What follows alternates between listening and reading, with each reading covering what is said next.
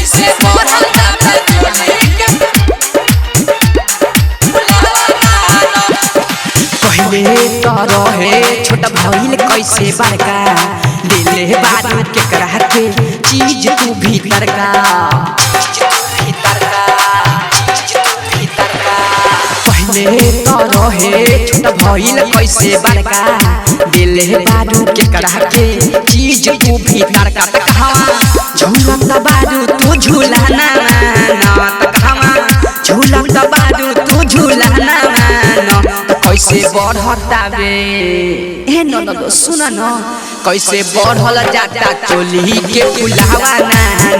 कैसे बढ़ल जाता चोली के फुलावा ना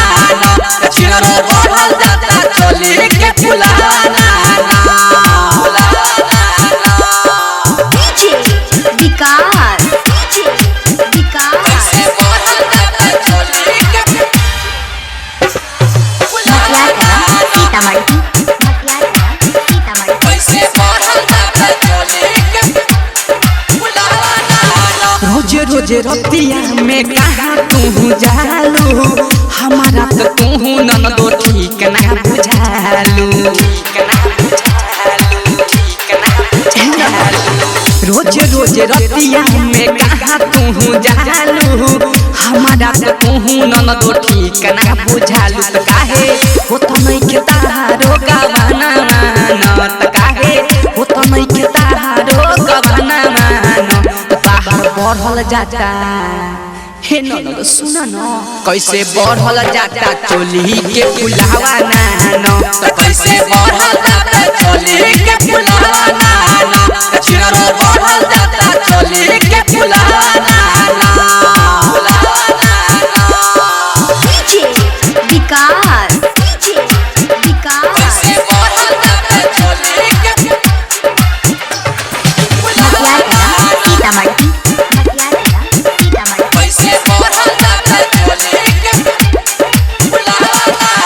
राइटर रंजन सोर कैले बाबूरा जिला राजू रविंदर शेखर बाबा ताजू जाके किला ए ननद राइटर रंजन सोर कैले बाबूरा जिला राजू रविंदर शेखर बाबा ताजू जाके किला तोके देख ले पप्पू पारा धाना मानो तोके देख ले पप्पू पारा धाना मानो ताहार बढ़ल जाता चोली के फुलावा ना चिरो बढ़ल जाता चोली के फुलावा ना ननदो बढ़ल जाता चोली के फुलावा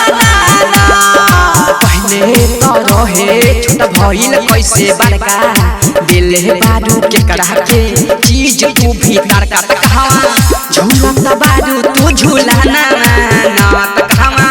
झूलत बारू तू झूला ना कैसे बढ़ता बे ए ननद सुन न कैसे बढ़ल जाता चोली के फुलावा ना कैसे बढ़ल